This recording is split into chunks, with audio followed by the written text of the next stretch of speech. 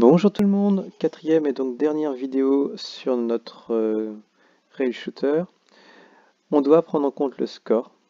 Voilà. Donc j'ai créé une variable score, je l'ai placée dans la scène d'arrière-plan, ce qui n'a finalement aucun intérêt, aucune importance. Et il va falloir modéliser, il va falloir utiliser, il va falloir modifier les programmes de nos trois lutins pour qu'ils prennent en compte le score. Alors rapidement, la navette n'utilise pas le score. En fait, que vous ayez un score de 1, 10, 100 ou 1000, le déplacement de la navette n'est pas affecté. Pareil pour le tir. On n'a pas d'effet sur le tir.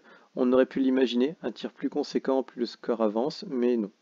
Il faut donc juste modifier le programme de la cible pour que le score augmente quand la cible est touchée et que la cible aille de plus en plus vite au fur et à mesure que le score avance.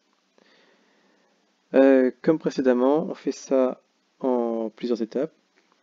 Donc je vais vous laisser un petit peu de temps pour chercher, puis je vais vous montrer le programme de la cible décomposé. Ce sera à vous de le reconstruire. Et puis, pour la dernière partie, je vous montrerai le programme recomposé. Vous n'aurez plus qu'à essayer de le faire sur votre Scratch et à me l'envoyer. Voilà, bon courage!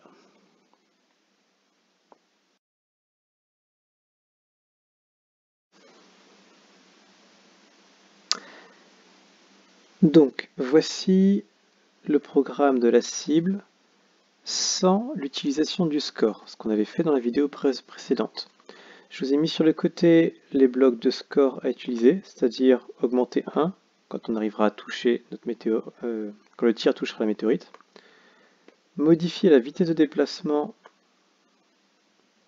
de la météorite et réinitialiser le score à 0 quand on démarre le programme. À vous de voir où est-ce que je mets ces blocs-là, comment je fais, et de tester. Vous avez la solution dans la fin de la vidéo. Bon courage!